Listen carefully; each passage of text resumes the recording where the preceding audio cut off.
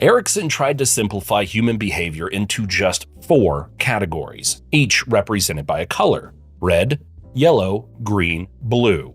These stand for 4 personality types. Red people are bold, direct, and like to be in charge. They make decisions fast and focus on getting things done. Yellow people are full of energy, talkative, and fun to be around. They love new ideas but can get distracted easily. Green people are calm, patient, and supportive. They avoid conflicts and work hard to keep everyone happy. Blue people are logical, careful, and detail-oriented. They like things to be well-planned, but can sometimes seem cold or overly critical. However, what's fascinating is that most of us don't simply fit into just one of these categories. We're a blend of them, and that's where things get really interesting.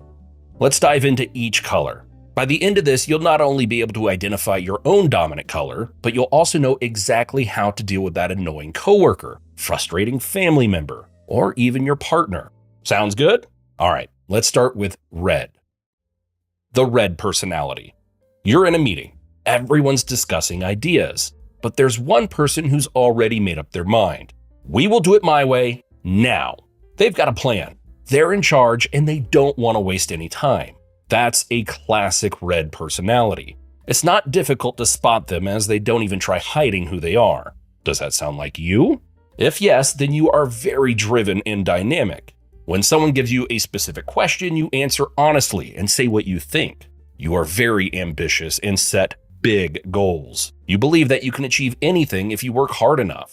People who have a lot of red in them live by one simple mantra: results, results, results. Time is their currency and they don't like spending it on endless discussions. They are very task-oriented and enjoy challenges. They make quick decisions and feel comfortable taking the lead with all the risks. As you could perhaps tell, the Reds like competing. When there is something to be won, they're in. Sometimes the competition only exists in their mind. In the book, there's even a story about a guy whose wife had to ban him from playing memory cards with his kids, as he was way too competitive. Their biggest strength is definitely that they get things done. They're the ones pushing projects forward, setting goals, and hitting deadlines. Think of them as the CEO of their own lives. They're efficient, they're confident, and when the stakes are high, they're the ones you want to be in charge. But of course, there's always the other side of them. Understand this, and you will know how to get along with them. Reds can come off as aggressive, even bossy. They don't always have time for feelings or polite small talk. And this can lead to clashes, especially with more sensitive types. So, how do you deal with a red?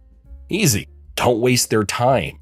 Be direct, be concise, and most importantly, focus on results. You'll win their respect that way. Now, let's see how reds match with the yellows. The yellow personality. If you've ever met someone who lights up a room the moment they walk in, chances are you've encountered a yellow personality. These people are like human sunshine. They're enthusiastic, full of energy, and incredibly optimistic. They live life to live it. Yellows always look for opportunities to enjoy their life. Laughter is their gasoline. They see the sun even where others see dark clouds. Most likely, you've been at a party or some gathering where many people stood around one person, and that person is very likely to have been a yellow personality. They are ready to entertain anyone and lift up the atmosphere. The yellows might be more popular than the other colors. People usually enjoy being around them. They put people in good moods. They know how to get people's attention and usually are great storytellers. While talking, the yellows usually use a lot of gestures. They also know how to persuade others. Just like the reds, the yellows like making quick decisions. However, they often don't know what they base it on. It just felt right. If this sounds like you, then you would most likely describe yourself as open, optimistic, and easygoing person. You're also quite spontaneous and creative. And what about your strengths? As we just found out, yellows are fantastic communicators. They have contagious energy that makes people want to follow them. They're creative, inspiring, and love brainstorming. It's easy for yellows to make friends. But here's where things get tricky. While yellows are great at starting things, they're not always the best at finishing them. They can easily get distracted, bouncing from one idea to the next, leaving a trail of unfinished projects behind them. Yeah, the Reds can have a hard time with the Yellow's lack of focus.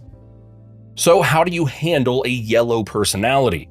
Keep things fun and exciting. Engage them with new ideas. Let them brainstorm, but gently nudge them towards finishing what they start. And if you're a Red dealing with a Yellow, well, you'll need a little patience. But trust me, their creativity is worth it. To perform at their best, they also need the full team to function smoothly. Well-functioning relationships are very important to Yellows. But what happens when you pair a Yellow with a Green personality? One's full of energy. The other craves peace. Can they work together, or is this a recipe for disaster? The Green personality. And here comes the most common personality, the Green. You will meet them basically everywhere. Thomas describes them as the average of all other colors. The Greens are the most balanced. If Red is the hardworking leader, Yellow the energetic creative, the Blue the perfectionist, the Green is the person quietly making sure everything runs smoothly in the background. They are calm, supportive, and loyal. A Green would, for example, never forget your birthday. They do not seek the spotlight, and they will also not try to outdo you or see you as competition. They usually try to fit in and don't want to offend anyone. Avoiding conflicts is important for them. The Greens are easy to deal with. They let you be yourself and don't demand much. What you can also expect from them is a helping hand. All this makes them great team players. Their greatest strength lies in their dependability. They're the ones who will stick with a project to the end, even when everyone else got tired with it. If they said they will do something, you can be sure it will get done. They're also great listeners and are very friendly. The Greens can be described as stable, predictable, calm, and patient. But as mentioned, they hate conflict. They'll do anything to avoid it, which means they can sometimes be seen as passive or indecisive. This can make it challenging when they're paired with a Red who's all about quick decisions and actions. Reds might get frustrated with Green's relaxed approach, thinking they're too slow or too cautious. On the other hand, they're a reliable team player, which the Reds definitely appreciate. Greens can work well with Yellows as they complement each other. Yellows bring creativity and energy, and Greens stability and calm. However, they can sometimes get overwhelmed with Yellow's fast pace. But how do they get along with Blues? That we will take a look at in a few moments. Dealing with a Green is simple. Give them time. Don't push them into decisions too quickly. Greens like to feel comfortable and secure before they act, and they appreciate when you respect their need for calm. If you can create a peaceful environment for them, they'll reward you with loyalty and hard work. Now to the Blues. The Blue personality. Last but not least are the Blues. They are thinkers, the analysts, the detail-oriented planners who need logic and structure in their life. When you visit a Blues home, you notice how everything is organized in a certain way. I would not be surprised if you found a dinner menu for each day written on a board and labels where things belong. And if you called their sofa red, they would tell you it's not quite accurate, that the sofa is burgundy. As you can see, the Blue people are very accurate and detail-oriented. They are also very logical and methodical. They don't seek much attention, nor do they want to be praised for their achievements. A typical Blue would tell you, I was just doing my job. If you are a Blue person yourself, or if you know one, then let them check some important documents for you, because they are extremely detail-oriented. Often, the written word has more value than the spoken one for them. One could even say that they prefer written words due to their introversion. There are many strengths the Blues have. They are precise, organized, and incredibly thorough. They do not miss a thing. They're the kind of people who'll create the most detailed project plan, anticipate every possible obstacle, and come up with solutions before problems even arise. Blues value accuracy, and they're excellent problem solvers. But this also has a flip side. Blues are perfectionists. They sometimes get stuck in analysis paralysis, where they're so focused on getting everything perfect that they struggle to make decisions. Reds are gonna find this incredibly frustrating. Reds push for quick actions and results, while Blues need more time to ensure everything is done properly. However, reds do respect the accuracy and reliability that blues bring once the job is complete. With yellows, the dynamic can feel chaotic for blues. They might see yellows as disorganized, while yellows could find blues too serious. Yet, they complement each other when blue's structure brings clarity to yellow's creativity. Blues might find it calmer and harmonious to work with the greens. When handling blues, be prepared. If you're going to present something to a blue, make sure you have your facts straight. They love data, they love logic, and they'll appreciate it when you take the time to get things right.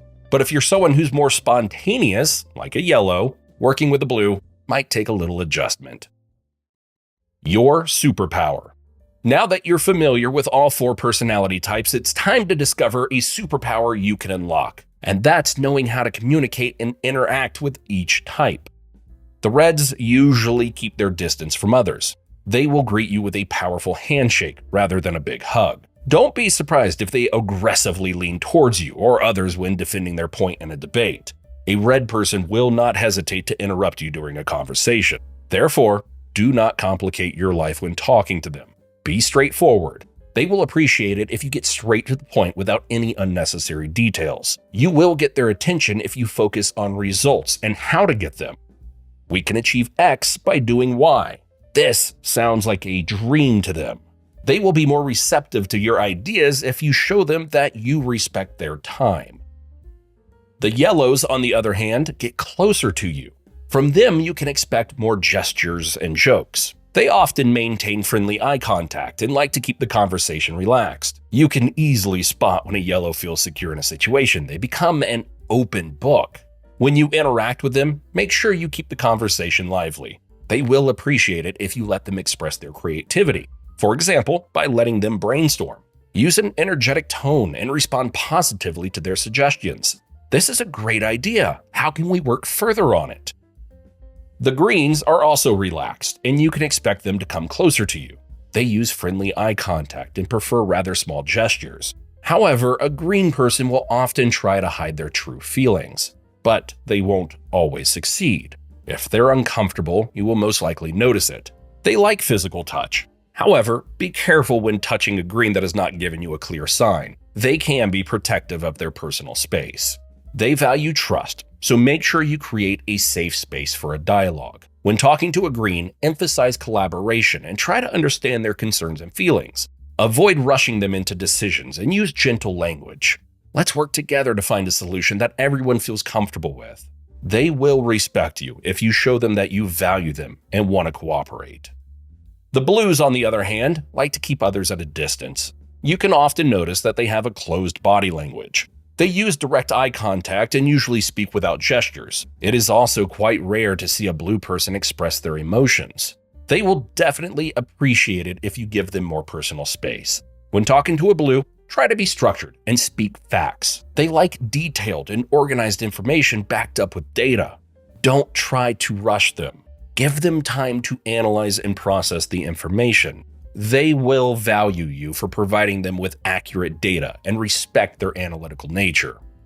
If you want to learn more about types of people, watch the video you now see on the left side of the screen. To learn how to start a successful business, watch the video on the right. My name is Matt, and I thank you for watching.